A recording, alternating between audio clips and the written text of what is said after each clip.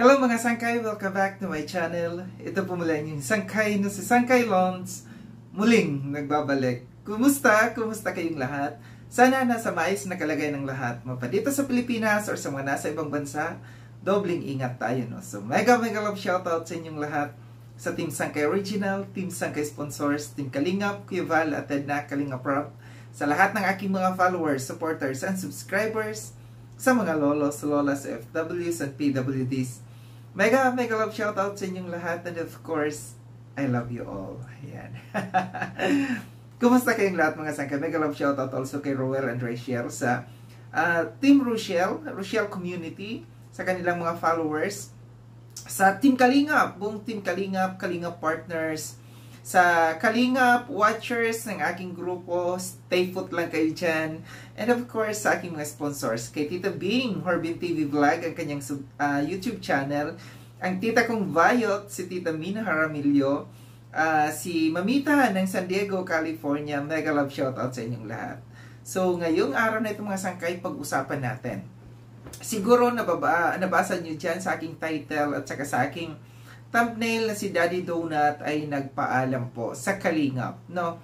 At sa Kalingap Watchers. So, nakakalungkot na balita ito po, no, na si Daddy Donut ay nagpaalam sa Kalingap, sa kay Kuya Val, sa akin, at sa lahat ng kasamahan namin doon sa Kalingap Watchers. Itong dahilan niyang ito ay dahil sa mga nangyayari ng mga issues na kaganapan na nangyayari dito sa kanya ngayon, no, na talagang pinupukol ngayon si Daddy Donut ng mga kaliwat kanang mga issues. Maaari isang dahilan ito kung bakit nangyayari ang lahat ng ito dahil si Daddy Donut ay dito sa loob ng Kalingap Watcher. So siya ang punteriya dito na para mapabagsak yung isang tao, no. Yun yung bumungad sa amin kanina, sa akin kanina nung nagpaalam si Daddy Donut. So alam ko na maraming matutuwa dyan na mga tao na kalaban ni Daddy Donut, lalo't lalo na yung mga tao na gusto siyang pabagsakin talaga dito, no. So, yun yung balita natin. Pero yun yung nakakalungkot na balita, no. Pero yung magandang balita naman, meron naman tayong hindi lang puro malungkot, kundi may magandang balita rin naman tayo. Ang magandang balita, si Daddy Donut ay hindi pinayagan ni Kuya Val.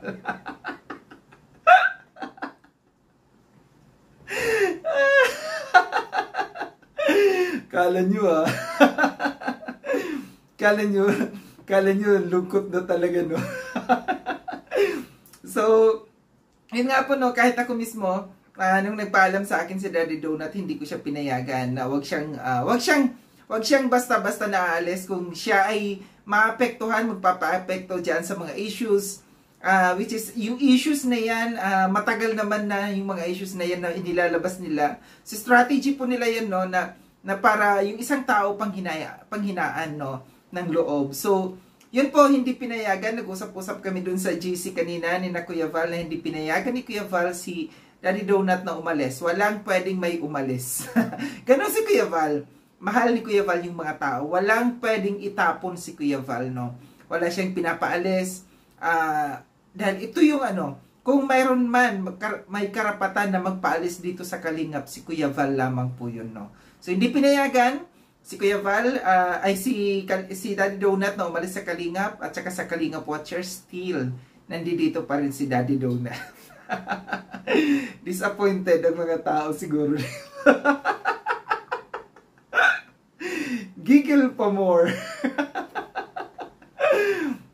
Ito yung mga tao, ito yung mga klaseng tao, no, na mga tao. May mga tao talaga dito na pagka mayroon silang nakikitang tao na umaangat sa kanila, gusto nila na hindi umangat yung tao, na ayaw nila, na feeling nila na nasasapawan sila, ang tawag diyan ay crab mentality, no. Yan po yung mga tao, may tao talaga dito na mayroong crab mentality, na hahatakin niya talaga pababa. Umaangat yung tao, hahatakin niya pababa. Ayaw niya ng tao na may umaangat. Gusto niya siya lang yung angat, no? So yun po yung taong tinatawag na crab mentality. So dapat hindi ganon, no? Dapat suportahan pa nga natin yung mga tao na para umangat, no? Kasi ito yung purpose ng Ito yung purpose ng Kalingap ni Kuya Val na mapaangat niyan yung mga yung mga small YouTuber. Paangatin natin, no? Huwag natin hilain pababa. Nakakakita lang tayo ng konting butas, ops, andyan na kaagad. No, mayroong puna na kaagad. So, ang dapat ginagawa dito, kung dapat kalingap ka, dapat nagtutulungan, bagkos yung hihilain natin pababa, ano pa natin, i-push pa natin na mas lalong umangat yung tao. Huwag tayong maging crab mentality. No, pangit po yun. Yung pangit yung ugaling ganyan na mayroong crab mentality na gusto niya na siya lang yung laging nasa taas. Ayaw niya nang nasasapawan siya. Hindi po maganda yan. No. Ito yung ano natin. Meron kasi, ito yung nagiging problema lang kasi natin, no, dito sa Kalingap. Dito, sinasabi ko dito sa grupo ko na ito, sa Kalingap Watchers, na hindi tayo dapat magkaroon ng maraming mga rules dito. Una, ang rules lang natin dito na ipapatupad. Bawal makipag-away, bawal magmura, bawal mambudol. No. Ang gawin natin, tumulong sa mga taong nangangailangan, tumulong sa kay Kuya Val, sa Kalingap, no? Kung ano man yung mga adhikain ni Kuya Val, tulungan natin. Ito lang, wala nang iba pa, no? Huwag magmura, huwag mambudol, huwag makipag-away, i-promote yung mga dapat i-promote, iangat natin yung mga dapat iangat, sumunod tayo, tulungan natin si Kuya Val kung anong kanyang adhikain, yun lang, tapos na. Wala nang maraming rules pa. Hindi yung kada, pipigilan mo yung isang tao, ops, bawal umutot. Ang dami, no? Ultimo utot, ipagbabawal. Bawal umutot, bawal umutot. Huwag natin gawing komplikado ang lahat, no? Gawin nating simple. Simple lang yung lahat. Ano ba naman ang ano natin dito sa Kalingap, sa pagiging YouTuber natin, no? Yung kaya tayo pumasok dito sa Kalingap para makatulong sa kay Kuya Val, sa adhikain ni Kuya Val, sa mga na makatulong sa mga taong nangangailangan. Bakit magkakaroon ng pagkadami-dami sangkatutak na mga rules na dapat sundin? Huwag natin gawing komplikado. Simplihan lang natin, no? Na ultimo utot ipagbabawal. Ang mahalaga dito para sa akin, no, para magkaroon ng smooth, no, maayos, walang problema. Yun lang ang tutukan natin, ang mga tao natin. Bawal magmura, bawal makipag-away, bawal mambudol, no? Yun lang. Ang gawin natin, mag-promote sa mga dapat i-promote, tulungan ang mga proyekto ni Kuya Val, simple lang, no? Wag natin, gayang sabi ko, wag natin gawing komplikado yung buhay natin. Nandito tayo sa YouTube, wala tayong kontrata na pinipirmahan dito. Ang ano lang natin, yung tumulong lang. Wala tayong kontrata na para bigyan tayo ng pagkarami-raming rules, no? Nag-YouTube tayo para sa ating channel, no? Yung mga tao dyan, lahat tayo, alam ko naman na mga matured na ang karamihan na nandito sa Kalingap. Alam nyo na siguro kung ano yung karapatan ninyo. Walang pwedeng may magbawal, walang pwedeng may bumusal sa inyong bibig, no? Walang pwedeng magpahinto sa iyo hanggat alam mo na wala kang ginagawang masama. Hanggat alam mo na wala kang pinapatay na tao. Hanggat alam mo na wala kang binubudol, hindi ka nagmumura, hindi ka nang babalahura, wala kang inaapakan na tao, tumutulong ka, ito lang yung gawin mo. Tuloy mo lang. Walang pwedeng may magbawal sa iyo, no? Walang pwedeng magbigay sa iyo ng memo or whatever. Kasi pantay-pantay lamang tayo. Pantay-pantay tayo dito sa YouTube. Paru-paras tayo naggawa ng YouTube channel. Walang may naggawa sa iyo ng YouTube channel mo kundi sarili mo. Kaya pagmamay-ari mo po ang YouTube channel mo. Walang pwedeng may magbawal sa iyo kung anong ginagawa mo as long as, kaya yung sinabi ko, wala kang binabalahura, wala kang binabastos na tao. Tulong lang ang gawin natin. Magiging maayos ang lahat. Kung itong mga ito lang ang susundin natin. Huwag mang balahura, huwag mang bastos, walang budulan, huwag magbubudol, tumulong sa dapat tulungan, tulungan si Kuya Val sa kanyang mga adhikain, tapos. Walang problema, walang issue, no? Yun lang ang dapat natin gawin. As long as, gaya ng sabi ko, alam mo ang karapatan mo. Walang pwedeng may magpahinto sa'yo. Walang pwedeng may magbusal sa bibig mo, ops, bawal sumagot, kasi ganito ako. Hindi, pantay-pantay tayo dito. No. Walang pwedeng may mag-issue sa'yo. Korte lamang ang pwedeng may mag-issue sa'yo ng subpina. ang mga ganyan, it's all useless. No? Useless yan. Ang masama lang kasi dito, once na tayo ay binibigyan ng ipinopost tayo sa community, syempre, hindi lahat ng mga viewers nakakaintindi. Hindi lahat ng mga viewers susuporta sa iyo. Once na may nakita na ipinost sa iyo, sasabihin na ng tao, oops, ganito pala yun. Ito pala yun. Husgahan ka na kaagad. No? Husgahan ka kaagad ng mga taong makikitid ang isip. Pero alam ko naman na maraming viewers dyan na mga matatalino. Hindi basta-basta naniniwala. No?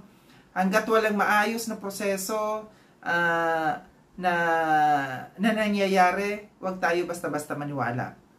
Ako maniniwala lamang ako kung ang isang tao, attorney or lawyer, judge, fiscal, ang mag-issue sa atin ng memo. Yun lamang yung kapanipaniwala. Pero kung yung isang tao, naka-level din lang naman natin, kaparehas din lang naman natin na mag-i-issue sa atin, gaya ng sabi ko, it's useless. Kasi pantay-pantay tayo. No? Ang pwede lang magpaalis sa atin dito si Kuya Val. Which is, alam natin na si Kuya Val, maganda ang puso ni Kuya Val. No, hindi siya nagpapaalis ng tao. Ako nalulungkot ako sa mga taong nahusgahan. No? Yung mga taong nahusgahan, yung mga taong hindi nagsasalita kasi ayaw ng gulo. Pero yung sinasabi ko, lahat tayo may karapatan. Lahat tayo may karapatan magsalita. Walang pwedeng may magbusal sa bibig natin. Dahil sabi ko, pantay-pantay lamang tayo. Puro parehas tayo kumakain, puro parehas tayo umuutot, puro parehas tayo tumatain ng mababaho. Kaya pantay-pantay lamang tayo. Lalo na sa taas, no? Ang tingin sa atin ng Panginoon, pantay-pantay tayo. Walang pwedeng santuhin. Walang pwedeng anong tawag dyan, ibaw natin ng magbaw tayo ng magbaw sa Kanya, kundi sa taas lamang. Kaya nang sabi ko, pantay-pantay tayo. So itong nangyari dito sa kay Daddy Donut, inanuhan siya ni Kuya Val kasi wala naman talaga, no? Wala, yung mga pangyayaring yan, yung mga issues na inilalabas, kahit si Kuya Brooks, kinausap ko si Kuya Brooks, sabi ni Kuya Brooks, matagal na yan. Matagal yung issue na yan, na may mga tao lamang talaga na para mayroon lang mai-content, no? May mga tao lamang na gustong sirain yung isang tao. May mga tao na gustong pabagsakin yung isang tao. May mga tao na gustong hilain pababa yung isang tao na imbis na tulungan na umakyat, na tumaas, bagkos hihilahin. Yun yung sinasabi ko kanina, crab mentality. So ito lang yung aking paliwanag sa inyo para lahat naman na nalalaman, no? Nalalaman ng karamihan. So meron pa tayo dito, no, yung mga reklamo, yung mga nagrereklamo tayo na pagkadating sa side natin, hindi pakikinggan yung reklamo, mayroon silang sagot kaagad kasi bakit? Kasi kalaban tayo. Pero once na magreklamo tayo doon sa kanilang kakampi, kasi Maricoy, Sisikoy, yan, di ba? Pero dahil nasa side nila, kaagad-agad merong action na ibibigay. So dapat hindi nagiging bias. Ito yung sinasabi ko sa kanina, na dapat ako'y maniniwala lamang kung attorney, fiscal, judge ang mag-issue sa akin. Pero kung nakikitaan din lang naman natin ng butas na merong bias, merong hindi fair yung laban, bakit tayo makikinig? Mas lalo lamang magkakaroon ng problema, no? Kung yung isang tao merong pinapanigan. Kung may pinapanigan. Dapat walang pinapanigan. Dapat itinalaga ka dyan para dahil pinagkakatiwalaan ka para para maging ka sa lahat, no? Maging open ka sa lahat. Hindi yung meron ka lang pinapanigan dito. Ako ganun ang nangyayari sa grupo ko. Walang pwedeng panigan. Lahat pantay-pantay. Puro pares lamang tayo. Nagkataon lamang na tayo itinalaga ni Kuya Val bilang isang leader. Pero pantay pa rin tayo. No? Pakinggan ang lahat, balansihin ang lahat. Hindi porket malapit ito sa puso, real talk po yan. Yan po yung nangyayari. Lalo na sa mga politiko, oops, ganito, kasi ito yung nangampanya sa akin noon. Kahit anong kasalanan nito, papaboran ko ito. Kasi nasa side niya ako. Pero once na merong nagreklamo na galing sa ayaw niya na grupo, basura ka agad. Basura ka agad ang kanyang reklamo. Hindi pakikinggan. Bakit? I-judge niya kaagad kasi kalaban nga niya. So dapat fair ang lahat. Dapat pantay-pantay ang lahat. Dahil gaya ng sabi ko, pantay-pantay lamang tayo dito. Walang mataas, walang mababa, kundi pantay-pantay tayo. Muli maraming salamat mga sangkay na sa panonood. Sa mga hindi pa nakapag-subscribe kay Sangkay Lon, subscribe niyo na po ako. Click yung notification bell para updated kayo sa lahat ng mga videos na aking gagawin. Like and share itong video na ito mga sangkay. Kita-kits tayo ulit sa susunod na video na aking gagawin. Ingat kayo sa ang dako ng munduang kinaroroon. Paalam na mga sangkay. Paalam.